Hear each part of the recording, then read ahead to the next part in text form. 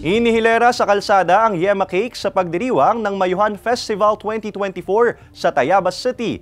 Idinisenyo naman ang mga sariwang gulay sa mga naglalakihang arko sa Gumaca, Quezon. Tunghayan yan sa report ni Paul Hernandez.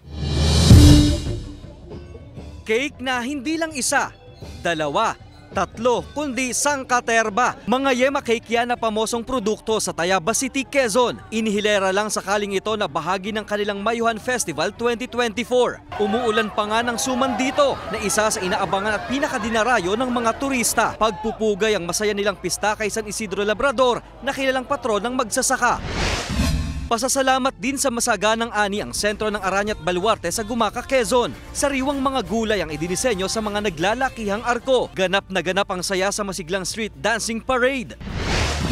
Sa Sariaya, Quezon naman, uso raw ang agawan ng mga prutas at gulay. Finders keepers lang ba? Kung wala ka nang maabutan, better luck next time na lang daw. Bawal nga raw ang pikon sa kanilang agawan festival taon-taon. Ang buwan ng Mayo, buwan din ng kabi-kabilang pista. Nangangahulugan din ang panahon ng pakikisaya. Paul Hernandez, Balitang Southern Tagalog.